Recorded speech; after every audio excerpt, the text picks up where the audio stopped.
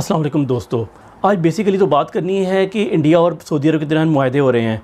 जी हाँ, G20 के बाद सब लोग छोड़ के चले गए हैं, लेकिन दो सदर जो है ना, वो सदर कह लें या बादशाह कह लें, सरबराह मुमलकत, वो इंडिया में अभी भी मौजूद थे। लेकिन अभी शायद सऊदी अरब का शहज़ादा शायद चला गया हो जब मैं ये वीडियो बना रहा हूँ। लेकिन दूसरा कौन है वो मैं वीडियो के एंड में आपको बताता हूँ।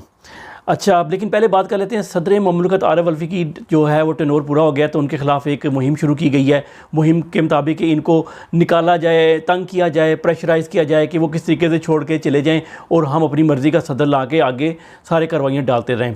लेकिन सदर अल्वी अभी तक डटे हुए हैं। अब उनके पास एक दो दिन ही है कि अगर उसमें उन्होंने इलेक्शन की डेट दे दी तो इलेक्शन होंगे 90 दिन में, वरना वो जो शेड्यूल्ड का टाइम होता है ना, देने होते हैं 54 या फिर 2 डेज़ बिफ़ोर, वो आ जाएगा, बॉर्डर आ जाएगा 2 दिन में, तो वो फिर नहीं दे सकेंगे। तो इसलिए वो उन पे काफ़ी प्रेशर है इसका डाल रहे हैं। कमर ज़मान कायरा ने एक बात की है कि तशद्दुद जो है वो रियासत का हथियार होता है और उसको ये इख्तियार इस्तेमाल करना चाहिए, और ये हर रियासत करती है। और ये इनको अब इसलिए भी पता लग रहा होगा कि अब इन पीपल पार्टी के बहुत से लोगों के नाम जो हैं वो स्टॉप लिस्ट के अंदर डाल दिए गए हैं, और अब बिलावल भुट्टो का जो ख्वाब था ना, दीवाने का ख्वाब, वो पूरा नहीं हुआ, और वो जो है ना वज़ीर-ए-आज़म नहीं बन रहा, जब भी इलेक्शन होंगे वो नहीं बन रहा। अच्छा, इंडिया पे चलते हैं कि इंडिया में सऊदी अरब सब चले गए, लेकिन सऊदी अरब का मोहम्मद बिन सलमान उधर ही मौजूद रहा और काफ़ी ज़्यादा मुआहदे हो रहे हैं उनके दरमियान। वो मैं आपको उनकी डिटेल बताता हूँ, वो इंपॉर्टेंट चीज़ें हैं। यहाँ काबिल ज़िक्र बात यह है कि सऊदी अरब जो था ना, वो बहुत साल तक पाकिस्तान के बहुत करीब रहा है, और उसके अंदर सऊदी अरब ने पाकिस्तान की हमेशा सपोर्ट की है, कश्मीर के मामले में भी। ये आप सबसे पहले जो है ना, ये मोहम्मद बिन सलमान की ये तकरीर का ये हिस्सा सुने। Between Saudi Arabia also and India, beneficial relations for both countries. There was no disagreement at all during the history of this relationship, but जी, हमारे दरमियान कोई फ़र्क नहीं है, और हमेशा हमने हर मसले पर एक ही मौक़िफ़, इनके कहने का मतलब है कि इख्तियार किया है, और वो कोई कन्फ्लिक्ट नहीं है हमारे दरमियान। हमारी सोच एक जैसी है हर चीज़ के बारे में, हर शोबे में, हर मसले के बारे में। मतलब कश्मीर में भी ये इंडिया के मौक़िफ़ की हमायत कर रहे हैं दके छुपे लफ्ज़ों में, बल्कि अब तो खुल के सामने आ गया है कि कश्मीर के ऊपर इमरान खान प्रेस कॉन्फ्रेंस बुलाना चाहता था मुसलमान वाले की, तो नहीं बुलाने दी गई, ये नहीं बुलाएंगे। तो अब आपको खुल के आज सामने आ गई है, मैंने बात आपको सुना दी है। इससे पहले मैं आपको ये बता दूं कि आज चूँकि ये एक दिन का स्टेट विज़िट था, अब वो तो उनका G20 का विज़िट था ना, तो चूँकि स्टेट विज़िट स्टार्ट हुआ तो दोबारा से मोहम्मद बिन सलमान को गार्ड ऑफ ऑनर दिया गया, रेड कारपेट वेलकम दिया गया, उसके अलावा उनके खाने का भी किया गया, और दोबारा से मीटिंग्स हुई। ये उसको वैसे ही दिया गया जैसे ये अभी आए हैं। तो उसके अंदर ये उन्होंने तकरीर में जो कुछ कहा, ये एक मायनी खेज़ नहीं है, बल्कि एक मेरे ख्याल में पाकिस्तान के मुंह के ऊपर, पाकिस्तान तो नहीं, पाकिस्तान के हुक्मरानों के मुंह के ऊपर एक चमाट है ज़ोर की। लेकिन ये तो उनको फ़ील हो ना, कि जिनको ना पता हो, जो ख़ुद इस प्लान में शामिल हैं, तो उनको कैसे फ़ील हो सकता है। मोहम्मद बिन सलमान ने मुस्लिम उम्मा की नुमाइंदगी करते हुए पूरी दुनिया में हर फोरम के ऊपर पहले फ़लस्तीन के मसले को ख़त्म करवाया, अब जो है कश्मीर का मसला भी हल करवा दिया है, यानी कि ना रहेगा बांस, ना बजेगी बांसुरी। ये बेसिकली कश्मीरियों के बैक स्टैबिंग की गई है हमारे मोहतरम सऊदी अरब की जानिब से। लेकिन वो तो अपना इंटरेस्ट देखते हैं ना, उनको क्या लगे, कश्मीर से उनका क्या लेना देना, तो फ़लस्तीन से उनका क्या लेना देना। जो बाप बड़ा जा भैया, सबसे बड़ा रुपया, और ये सारी ये G20 ये सारी मीटिंग पैसे के लिए हो रही हैं। अच्छा, क्या क्या मुआहदे हुए, इस पे ये ज़रा इंटरेस्टिंग है, इस पर ज़रा देख लें। अच्छा जी, इंडिया सऊदी अरब स्ट्रेटजिक काउंसिल बनाई गई है। उसकी बनाई तो गई थी तकरीबन 2016 के अंदर ऐलान हुआ था, लेकिन उसकी ये पहली मीटिंग आज की गई है।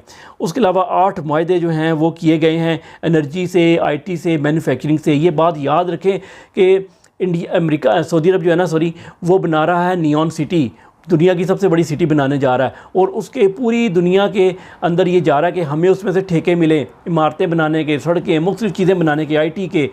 तो वो सारी दुनिया जो है ना उसकी तरफ देख रही है, क्योंकि वो बहुत बड़ा एक प्रोजेक्ट है, बिलियंस ऑफ डॉलर का।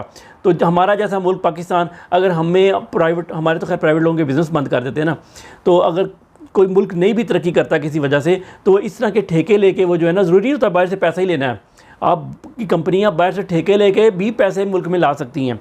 लेकिन खैर ये किसको समझाएं हम।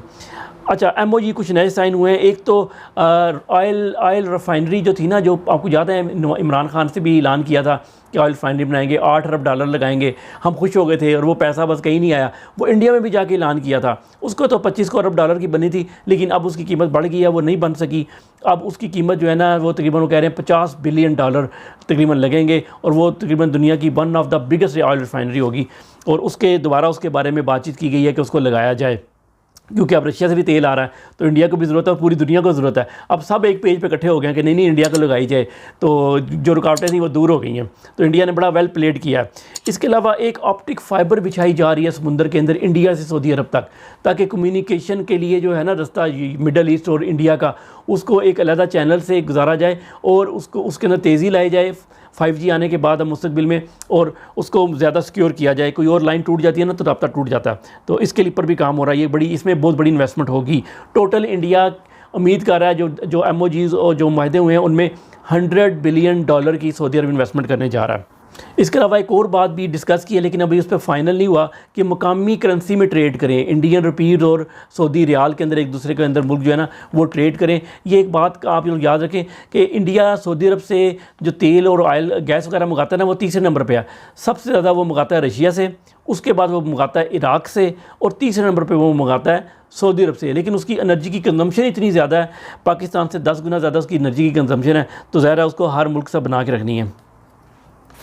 इंडिया जो मुआहदे कर रहा है उसमें इंडिया भी इन्वेस्टमेंट सऊदी अरब में करेगा और सऊदी अरब इंडिया में इन्वेस्टमेंट करेगा। तो इस तरीके से इनकी इन्वेस्टमेंट चलेगी, बाहमी दोनों को फ़ायदा होगा। और एक और बात याद रखें कि लास्ट ईयर इंडिया और सऊदी अरब की जो बाहमी तिजारत थी ना, ट्रेड, वो $52 बिलियन थी। ठीक है, वन ऑफ द बिगेस्ट उसकी ट्रेड पार्टनर है इंडिया का सऊदी अरब। और सऊदी अरब ने जब आज कह दिया कि हम एक हर मौक़िफ़ में एक साथ हैं, तो ज़ाहिर पाकिस्तान की नफ़ी कर दी।